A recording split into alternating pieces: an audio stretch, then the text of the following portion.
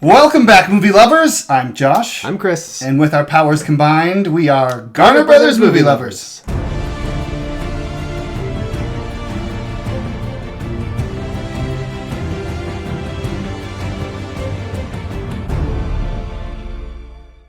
We're back today to review Guardians of the Galaxy. Volume 3. Volume 3, that's true. That's actually important. Before we do that, I want to remind you to like this video if you're watching on YouTube or Rumble. If you prefer to listen to the longer podcast version of this review, don't forget to leave an in-app review. Guardians of the Galaxy 3 is another edition of James Gunn's space adventures with our favorite misfit crew of heroes. And this one is more focused on Rocket, but still full of space adventures. The film was directed by James Gunn, of course, and written by James Gunn and stars all of the Guardians of the Galaxy. And the Gardens in the Galaxy are featured nicely in this as well. All the previous Guardians are there, except for the ones that died. Previously. Yondu's not in it. Like, I'm trying to think of it. There's the new guy, Adam Warlock, who's played by Will Poulter. He was introduced at the end of Guardians 2. That's true, he was. And then we have High Evolutionary, played by Chukwudi Iwuji. He did all right, I thought. The High Evolutionary. I mean, he was sinister, really good at being really hateful guy. The slimiest, grossest, most awful bad guy. What are your initial thoughts of this movie? So, I liked it better than the majority of Marvel films that we've seen lately. I really like the Guardians of the Galaxy. I think James Gunn does a good job writing them. I think the characters are wonderful. That is the highlight of all of the Guardians movies, is the characters. Yep. This is not as fun as previous Guardians films. Yeah. This is a very heavy Guardians film. If you really like Guardians of the Galaxy, you kind of need to know going in. Yeah. This is not as lighthearted and fun as the other ones. And saying that, I mean, the original Guardians opens with Star-Lord being abducted as a child on the day of his mother's death. Who's dying a slow death from cancer. Right. So, and like all the stuff with Ego in the second one, like there's some heaviness in all of them. I think James Gunn has always inserted a lot of weighty material into the Guardians films, but this time that overwhelms the more comedic elements of the Guardians. And I should probably warn you, if you are triggered at all by animal cruelty, this film will mess you up. It's hard to watch, but if you like really, really can't handle that, then you better not watch this movie because there's a lot of it. That said, with all the heaviness and all of these like weighty themes, the movie does end on a high note. It feels good at the end, but it's a slog getting there. Yeah, another disclaimer you should know going into this movie is it's gross. It's so gross. And if you want to know exactly what I mean by that, imagine an abandoned motel with an empty pool that has some water that's just been there at the bottom that hasn't drained for like 10 years. And a skunk died in there like 3 months ago. And the homeless people use it to urinate into, and the Arby's next door dumps their grease out into it. And the farm on the top of the hill has runoff that comes down and fills it a little bit. And it's just full of death and has the consistency of syrup. This movie's kind of like laying in that with your mouth just over and just breathing for 2.5 hours. Josh was really grossed out by some of the elements in the film. There's this whole place where they go, it's an organic floating space station, and it is gross. It's really gross. And the suits that the security guys wear are all fleshy. Those are gross. And everything is... The whole movie is just full of grossness, and that is it. There's that, and then there's also just like... So James Gunn, he likes the weird and the gross stuff. And this is the most James Gunn Guardians of the Galaxy we've had. Because Kevin Feige just doesn't care anymore. And he lets people do what they want. And James Gunn was like, well, this is going to be the slimiest Guardians of the Galaxy and the creepiest one. Tim Burton's pipe dream come to life. You're going to see the bad guys basically Sid from Toy Story. He's really just making these freaky toys that are also cute animals, and it's super jarring and weird, and the whole movie I was just going like this.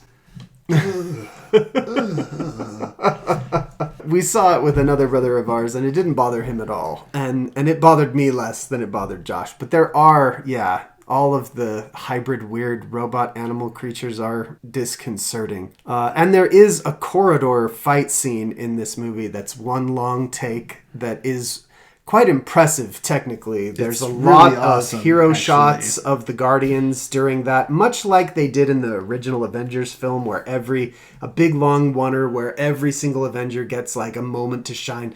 That's what happens in this corridor fight, and every one of them gets their moment to shine. But their moments to shine in that corridor fight are pretty grisly. They are totally just taking apart these bad guys through the hallway with swords and guns, and it is like some of the most violent MCU action I've ever seen. James Gunn style, man, right there. If the blood of the bad guys had been red instead of like bright yellow, I don't know that this movie could have gotten away with PG-13. It could not. Anyway, other than that, it's pretty good.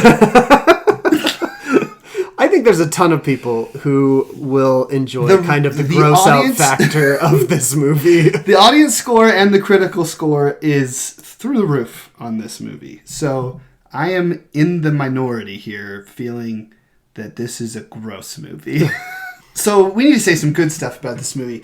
The characters work well again. While you do get a lot of good moments with Nebula being a good guy, but like hating that she's a good guy. I love Drax and Mantis working together and Star-Lord interacting with anyone. Like it's all great. But I will say that Gamora being the Gamora from another dimension that never experienced the dichotomy that they all have together really throws a wrench when she's in there. There's nothing flowing there. And Rocket's gone for like the majority of this movie. Yeah. And he is really missed during that time. But even the character, like the group flow is just not the same, I feel, in this movie as it was in the others. I agree with that. I will say, however, that I think what James Gunn did with Gamora and the rest of the Guardians, and particularly between Gamora and Star-Lord,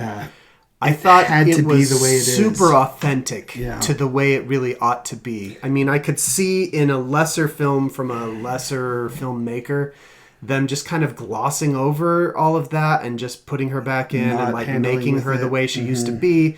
I was worried about that. At the end of Endgame, I was like, we're just undoing consequences here. I hope that there's more to this character than just bringing her back.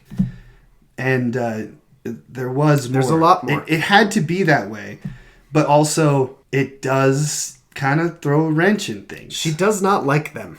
She doesn't like the Guardian. But it's really believable for that character coming from the place where she was. It's like so cringy when Star-Lord is like really professing his love to her, and everyone else is just like, oh. By the end of the film, the Guardians win her over. And I think it's super earned. Like, it felt really good to me at the end to, like, you watch her opinion of them change. By the end, I thought that there was an arc between her relationship and the team that was really nice. There was this thing that James Gunn did that I kind of liked, that kind of was used as a symbol of what we're talking about. It wasn't this way in first Guardians of the Galaxy. At the beginning, the only person who understood Groot was Rocket. And it appears that the more time you spend with Groot, the more you understand him. By the end of the movie, Gamora does understand Groot when he says, I am Groot. And she says, it was good working with you too. And then at the end of the movie, Groot says, I love you guys. And I think that was the audience suddenly like becoming, part of the group. Oh, is that what that was? I felt like that's what that was. I hated that line. I kind of did felt too. So dumb but to me. then I liked it when I thought about all that stuff I just talked about. To hear him say anything other than "I am Groot" just feels wrong. But I don't think jarring. I don't know if that's actually what he said. You know, I think that's just how they hear it and how we now hear it because we understand. Interesting. There's also a cameo in this movie that's pretty fun. First of all, Sylvester Stallone shows up again, which was... I like Sylvester Stallone, so that was good. It's fun to have him. But then Nathan Fillion shows great. up. He steals the show while he's there. I loved the bonding that he had with Star-Lord over their doofuses that are on their teams. Just as far as the characters go, I just feel like they all got their due in this movie in a great way. Yeah. Like you come out of this movie liking them. I just enjoy those characters so much. So just watching them interact together is fun. I love Drax. He might be my favorite guy in the MCU, but that is quickly being overtaken by Nebula. I think Nebula is amazing. I really love like watching her grumpy attitude while she's saving kids. She just hates everything. Just hates everything. But also she can't not save the kids. But while she's doing it, she's just like... Rah! I think Mantis as well. She has great moments where you like her better as a character. I think Mantis is a little goes a long way kind of a character. And I think that they use her well in every movie. With the exception of the holiday special. Which there's a little too much Mantis and Drax in that movie. But... Yeah. But Drax is a character I think maybe that's worn out his welcome a little bit too. He was super funny in the original one. And I think with each appearance he's been a little less funny because he's pretty one note, one joke character. But things happened with him in this movie that you see his value to the team in ways you haven't seen it before. So anyway, there were just moments with each of the Guardians in this film that I really liked. And there were several moments in this film that I found emotionally resonant. The pop songs that were introduced, the pop culture songs, are super distracting. Which is too bad because that was an iconic piece of the first Guardians of the Galaxy movie. And they added to the story quite well. And then in this movie, it was every single scene was a new song. It was not a good use of them. I do also have to say that the soundtrack cinematic score version of the music, especially during Rocket's moments, I thought was quite amazing. Yeah, I agree with that. John Murphy nailed the orchestral moments. The problem with it was there were very few of those. It didn't feel like you got to hear the orchestral score very much. And I agree with you entirely on all the old songs. They were way overdone in this movie. There were 17 of them. And I feel like songs. the first movie, I haven't counted them, but I feel like there's probably 6 5 or or something. 6. Yeah. 10 more? The original film too, and even with the second one, those songs all get a moment to shine. There is a scene that goes along with that song, and it all fits really well together. And then this is just the chorus of every song for 2 seconds. Yeah, with this one, some of them play for not very long, and none of them really feel iconic, and a lot of them feel so the one song I don't like from the original Guardians is the Cherry Bomb song, and the scene that goes along with that. That was kind of a grating scene to me. Every use of a song in this film felt like that use of that song in the first film. There were tons of them that were grating. That corridor scene is accompanied with the Beastie Boys. Something else about the audiovisual experience of this film. Apparently, there are 600 different versions of this movie out in theaters. Oh, yeah. I heard about that. Yeah, they are tailored to each theater's individual setup. So the aspect ratio of the film is tailored to the different size of screens that they're being projected on. The audio is being tweaked to match the different audio setups. And apparently to make this work on tons of different screens and give the audience the ultimate experience, they've released 600 different versions of this film. It's not, there were over 1,000 versions of Avatar: Way of Water. So this kind of thing is done. But this is the most that's ever been done for an MCU film. So I think they paid a lot of attention to the audio-visual experience for the audience, and I have to say, it was too much for me. If you think that the theater is too bright and too loud normally, you're really going to think that with this film. By the end of it, I wished I had watched it with sunglasses on and with earplugs And our in. other brother, I noticed him a couple of times covering His ears. It was so loud. It was one of the loudest films I've ever been to, and one of the most garish, blinding films I've ever been to. So if if you suffer from sensory overload, this movie will overload your senses. We always use Guardians of the Galaxy as the masterclass of how to create an ensemble movie. New characters, and introducing them all and giving them all the time that they need. That even fell apart in this movie a little bit. Adam Warlock is super wasted in this movie. Oh, yeah. I liked him. Yeah. And he was a really fun character to have, and I was sad that he wasn't in it more. All he kind of does is just kind of crash into stuff for a little bit. But there are, the moments when he's with his mom and stuff, and he's supposed to interrogate that guy. Anyway, they kind of explain that he's like a baby. So they just grew this guy in a lab, and so he's a baby, but he's also Superman. He's super powerful, but yeah. Yeah, it's a funny character. Even Rocket kind of felt like that. Even though the whole movie was about him, I didn't feel like he was really in it until the very end. And then I was like, oh my gosh, I'm so glad he's back because this team really needed his presence. Shall we rate this movie? We shall. All right, it's time for Good, Fine, Bad.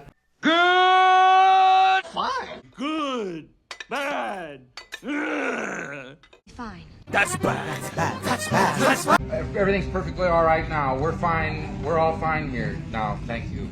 How are you? I think it's pretty good. All right. I think I liked it more than you. I think this is fine. I thought after thinking about this movie that I might move more towards good. I can't go better than fine, but I also can't go better. I have to acknowledge that this is a well-made movie, but also I did not have a great time in theaters. So this movie is fine. And I thought there were a lot of good things about it. Probably more than there were bad things about it. And so I think it's pretty good. But I do have complaints about it. And however, when we did this, every time I said something I didn't like, I agreed. you agreed. Yeah. And from my mind, it's here's the good stuff in this movie. There's the bad stuff. So I don't know how you feel that way, but that's fine. Well, I just think these characters and the way they interact is just almost all of the joy that I take out of the Guardians films. I like them so much that I'm willing to put up with a deafening and blinding audiovisual experience. And with, the grossness didn't bother me nearly as much as it did you. But yeah, I don't know. And the funny moments in this were still funny. It is just heavy. I guess maybe this is one other reason why I like the film better than you, but I did find this film, it connected with me on an emotional level several times. I even teared up a couple of times. Wow. What were some of the scenes that connected with you? When Rocket wakes up and the way that everybody reacts to that, it Absolutely. felt really That was- good. Yeah. A lot of the goodbyes at the end, I thought were impactful. The moment when Star-Lord reconnects with his grandfather at the very end, I really liked that. That was really nice. At the end, they said, the legendary Star-Lord will return. It would have been really funny if, instead of cutting to the words, they just put the words over the screen while he was just eating cereal. And it just said, the legendary Star-Lord. He was just eating some cold cereal with his dad. But anyway... All right, everybody, thanks for watching. Thanks for leaving a like. Thanks for leaving a review of the podcast. And we'll catch you next time.